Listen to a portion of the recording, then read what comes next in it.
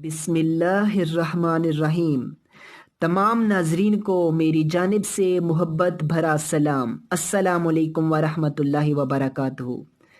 ناظرین، جیسا کہ آج ہمارے سکولز، کالجز، یونیورسٹیز میں جب ہمارے بچوں کو سائنس کی تعلیم دی جاتی ہے تو انہیں انگریزوں کے بے شمار تجربات، بے شمار ایکسپیریمنٹ سکھائے جاتے ہیں، اور ہمارے بچے سمجھتے ہیں کہ جو سائنس نے ترقی کی ہے وہ صرف انگریزوں کے بل بوتے پہ کی ہے، حالانکہ جو سائنس میں اصل خدمات ہیں وہ تو ہمارے مسلمان سائنسدانوں کی ہیں، اور ہمارے بچوں کو اس سے واقف نہیں کرایا جاتا۔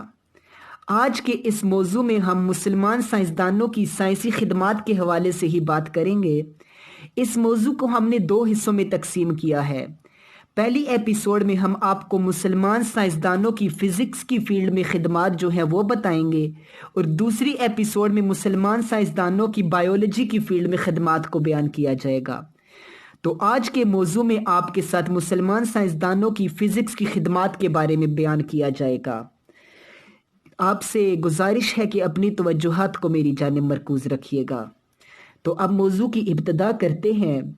جیسا کہ مسلمان سائنسدانوں نے، آپ کو معلوم ہے کہ فزکس کی فیلڈ میں بہت سا کام کیا، مسلمانوں نے اس علم کے بارے میں بہت سے کارنامے سر انجام دیے اور قابل فخر تجزیاتی اور تجرباتی کام کیے۔ بنو عباس کے دور میں علم کی اس شاخ فزکس پر قابل قدر کام شروع ہوا، کیونکہ اسی دور میں بیت الحکمت قائم ہوا اور یونانی کتب کے ذریعے علم مسلمان سائنسدانوں کو ملا۔ اس زمن میں مسلمان سائنسدانوں کی خدمات مندرجہ ذیل ہیں۔ سب سے پہلے تو ہم ابو یوسف کندی کی فزکس کی فیلڈ میں خدمات کو بیان کرتے ہیں۔ آپ جانتے ہیں کہ ابو یوسف یعقوب کندی سن 800 عیسوی میں بصرہ میں پیدا ہوئے اور 873 سن عیسوی میں وفات پائی۔ یہ پہلا مسلمان سائنسدان تھا جس نے فزکس پر 44 رسائل لکھے۔ ان میں فزکس کی مختلف شاخوں پر بحث کی گئی۔ اس کی خدمات کے بارے میں ول ڈورانٹ لکھتا ہے کہ انہوں نے موجوں کا مطالعہ کیا، گرتے ہوئے اجسام کی رفتار متعین کرنے والے قوانین کا پتہ لگایا، اور بصریات کے موضوع پر ان کی کتاب، جس نے راجر بیکن کو بھی بہت متاثر کیا، وہ نور کا مظہر تھی۔ کندی بصریات آپٹکس کے موجد بھی ہیں۔ اس موضوع پر ان کی مشہور کتاب علم البصر بھی ہے۔ اس کا لاطینی زبان میں ترجمہ ہوا اور راجر بیکن اس سے بہت متاثر ہوا۔ البرٹ میکنز نے اس کے حوالے بھی دیے، اور روم کے جائلز کی اپنی کتاب کا ایک باب ابو یوسف کندی کے بارے میں بھی ہے۔ اب کچھ بات کی جائے ابن سینا کی فزکس کی جو فیلڈ ہے، اس میں جو انہوں نے خدمات سر انجام دی ان پہ کچھ بات کرتے ہیں۔ آپ جانتے ہیں کہ شیخ ابن سینا نے فزکس کے موضوع پر بہت کام کیا۔ انہوں نے فزکس میں بہت سی خدمات سر انجام دیں۔ انہوں نے فزکس کے تمام موضوعات پر تحقیق کی، اور ول ڈورانٹ ان کے متعلق لکھتا ہے کہ he made original studies of motion, force, vacuum, light, heat and specific gravity۔ انہوں نے حرکت، قوت، خلا، نور، حرارت اور وزن مخصوص کا بنیادی مطالعہ کیا۔ اب کچھ بات کی جائے ابن حیثم کی فزکس کے میدان میں خدمات کے بارے میں، تو علم طبیعت میں مسلمان سائنسدانوں میں سب سے زیادہ، فزکس کی فیلڈ میں جو سب سے زیادہ مسلمان سائنسدانوں میں کام کیا، ان میں ابن حیثم سر فہرست آتے ہیں۔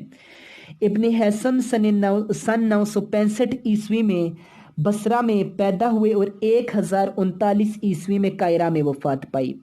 خاص طور پر فزکس ان کا موضوع رہی، خاص طور پر بصریات ان کا موضوع رہی۔ انہوں نے روشنی کو توانائی کی ایک قسم قرار دیا۔ انسائکلوپیڈیا آف برٹانیکا کے مقالہ نگار لکھتے ہیں کہ he was the first to give an accurate account of vision, correctly saying that light comes from the object to the eye۔ وہ پہلے مسلمان سائنسدان تھے جنہوں نے بصارت کی درست توجیہ پیش کی اور صحیح انکشاف کیا کہ روشنی دیکھی جانے والی چیز سے آنکھ کی طرف آتی ہے۔ ان کی کتابوں کے تراجم ہو کر یورپ میں بہت عام ہوئے۔ مثلاً شفق کے موضوع پر ان کی کتاب 1542 میں لندن سے شائع ہوئی۔ ان کی کتاب المناظر کا لاطینی زبان میں ترجمہ ہوا اور 1572 میں فریڈرک ریزن نے کیا، سوئٹزرلینڈ سے یہ شائع ہوئی۔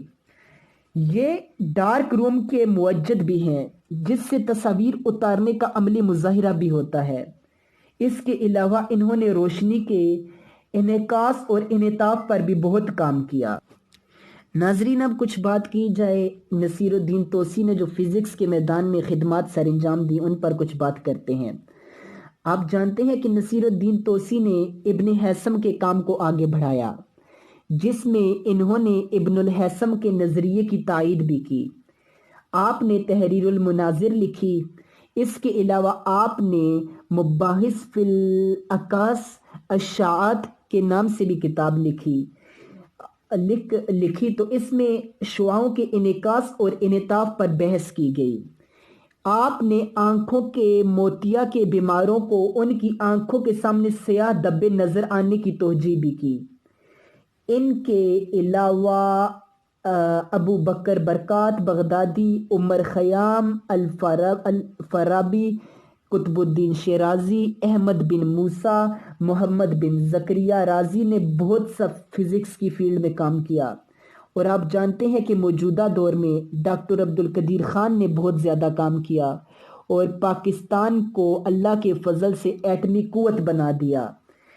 ناور ایک ایسی مشین تھی جو پانی کو اوپر لے جاتی تھی، پھر شہر کی نالیوں سے پانی سپلائی ہو کر پورے شہر میں پھیل جاتا تھا۔ اس کے علاوہ پنچکیاں، جہاز سازی، منجنیق، فائر پروف وردی، ہیلمٹ، راکٹ کی ابتدائی شکل، اس کے علاوہ توپ، گھڑیاں، پینڈیولم، ہارنز، کیمیائی ترازو وغیرہ وغیرہ، اس کے علاوہ اینک، اڑنے والی مشین، کتب نما ہوائی جہاز، بارود، بندوق، کاغذ کی ترقی، اور 1294 میں بلاک پرنٹنگ کا بھی انتظام مسلمانوں کی قابل اعتماد محنت کی بدولت موجود میں آیا۔ تو یہ وہ ساری خدمات تھیں جو مسلمان سائنسدانوں نے فزکس کی فیلڈ میں سر انجام دیں، جو آج ہم اپنے بچوں کو نہیں بتاتے، اور ہم اپنے بچوں کو صرف اتنا بتاتے ہیں کہ آئنسٹائن نے یہ لکھا، نیوٹن نے یہ لکھا۔ اگر ہم اپنے بچوں کو تھوڑا بہت مسلمان سائنسدانوں کے بیک گراؤنڈ پر بھی بتاتے چلے جائیں تو کیا ہی خوب ہو۔ اللہ تعالیٰ سے دعا ہے کہ اللہ تعالیٰ ہمیں اعمال صالحہ کی توفیق عطا فرمائے۔ وما توفیقی الا باللہ۔